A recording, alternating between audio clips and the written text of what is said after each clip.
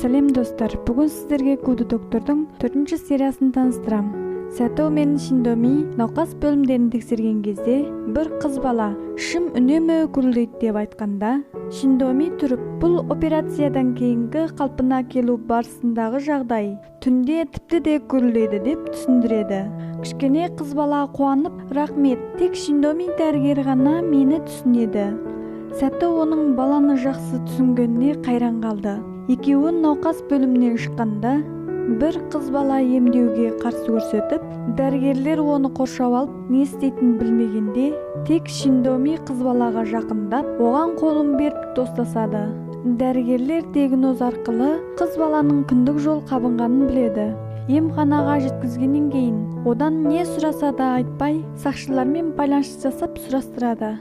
Шиндоми орнынан тұрып, оның жауапты дәрігері болуды орынға қойғанда, Сато мен Такана оның төтеп бере алмайтындан алаңдап қосылмайды. Ал бөлім бастығы біраз қалыпсыз. Шиндомидің талабына мақұл болды.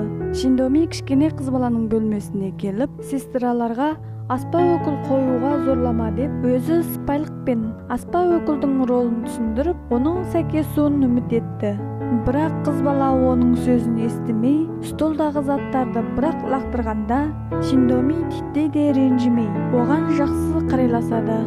Бөлім бастығының Шиндоми қыз баланың жауапты дәрігері болуға қосылған себебі орынбасар бастығының нұсқауымен болған.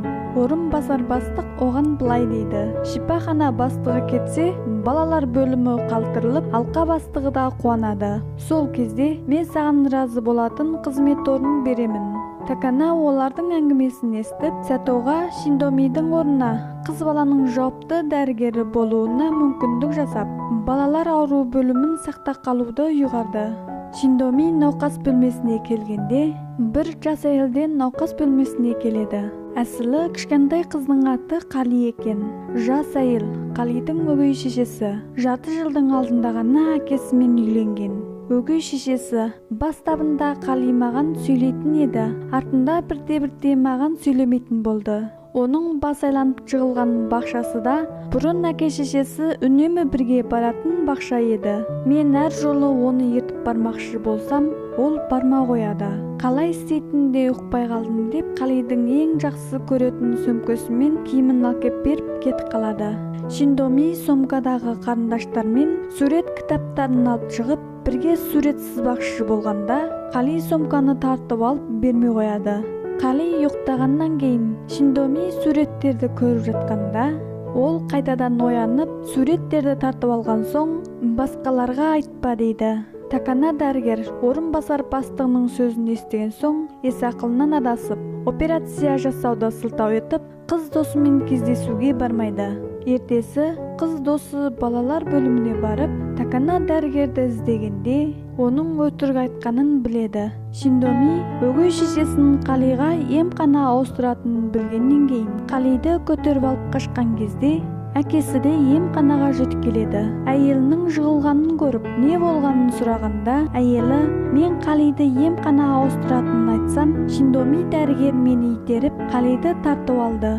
Бұны естіген әкесі ашуланып, қызын Шиндомидан тартып алып, бөлім бастығына арыз айтты. Сосын бөлім бастық Шиндомиді емхана бастықтың кеңсесіне ертіп барып, оны науқастың шешесіне қол жұмсады деп айтып болған соң, орынбасар бастық дереу оған қарап, емхананың тәртіп түзімі бар.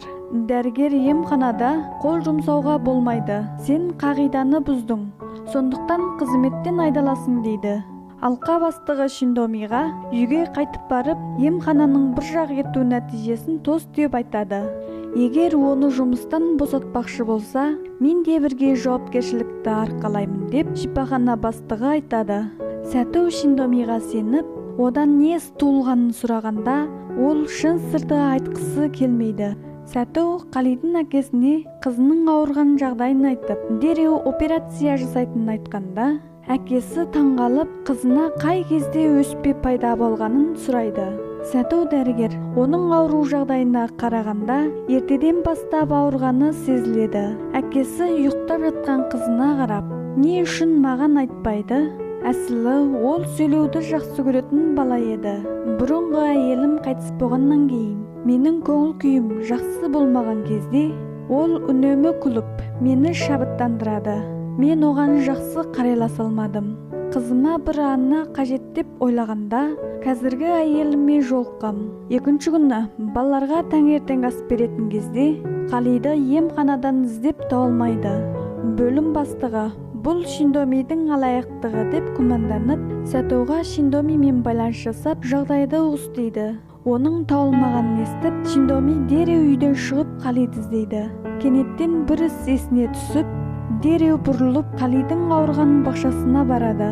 Сонымен бірге бір ұл бала Сәтоды іздеп барып, сол күні өгей шешесінің өзі арбаға соғылып шығып қалғанын, Шиндоми итермегенін өз көзімен көргенін айтады. Такана дәрігер Сәтоды шақырып алып, оған сурет кітапты көрсетіп, бұл істі Шиндоми істемеді деп айтқанда, Шиндоми телефон шалып, балабақшадан Қалиды тауып алғанын айтады. Олар Қалидың әкесін бөлмеге шақырып алып, оған әйелінің өзі жығылып қалған, Шиндоми итермегенін, басқа науқас көргенін айтады. Әкесін сенбегенін көріп, Такана дәрігер Қалидың сурет кітабын береді. Шиндоми Қалидың бақшада жалғыз отырғанын көріп, оған өзімен бірге шипаханаға барып, әкесіне нақты жағдайды айтып беруге насихаттаған кезде, Қали басын шайқап, мен шыдап тұрсам барлық істер өтіп кетеді дейді. Шиндоми оған, болмайды, адам қамыққан кезде сөз жоқ айту керек, науқастанған кезде сөз жоқ ауырған жерін көрсету керек. Бұларды айтып жатқанда Қалидың құрсағы қатты ауырып, Шиндоми тексергеннен кейін дереу емханаға жеткізеді. Емханаға жеткенде Шиндоми қобалжып, Такана дәрігерге іріндеген ісік жарылған, дереу операция жасау керек. Сәто Такана дәрігерге оның жағдайын Шиндоми біледі. Оны да операция бөлмесіне кіруін айтқанда, Такана дәрігер мақұл болады. Қалидың әкесі сыртта тұрып, қызының сурет дәптерін көргенде, оның үстінде қызының күнделік екенін байқайды. 2 айдың 18-і жаңа шешем болғаннан кейін әкемнің жүзіне күлкі есті. Әкемнің күлкісін көріп, қатты қуандым. 3 айдың 25-і өгей шешем мені шешеңе ұқсайсың деп, бұрынғы әке шешемнің суретін жыртып тастады. 4 айдың 17-і өгей шешем маған қатты айғайлап ұрысты. Мен қорқып кімге айтатынымды білмедім. 6 айдың 6-сы мен өгей шешеме ішім ауырды дегенде, ол менің сөзімді елеме қойды. 6 айдың 22-сі әкем келгенде, екеуі қуанып тамақ ішіп отырған кезде, мен оларды мазаламай, ауырғанымды айтпадым. 7 айдың 2-сі әкем тағы сапарға шықты. Өгей шешесі, әкең сені көргісі келмейді. Егер сен үйде жоқ болсаң, әкең қайтып келеді дейді. Мұны көрген әкесі көңілі қатты ауырды. Қалидың әкесі заға булығып, әйелін қуып шығып, оның қызына жоламауын айтады. Операцияның сәтті болғанын естіген әкесі ауыр жүктен арылғандай сезінеді. Шиндоми шығып, әлі аяқтаған жоқ деп, бірге Қалидың бөлмесіне келеді. Әкесі қызын көріп, балам сен жақсы болдың ба деп сұрағанда, Қали Шиндомиға қарап, Шиндомидің шабыттандыруында, Қали ақыры әкесіне жүрек сөзін айтты. Әкем мен үшін құлшынып, жапа шеккенін көріп, іштей қатты қиналам. Сенің күлгеніңді үміт етем.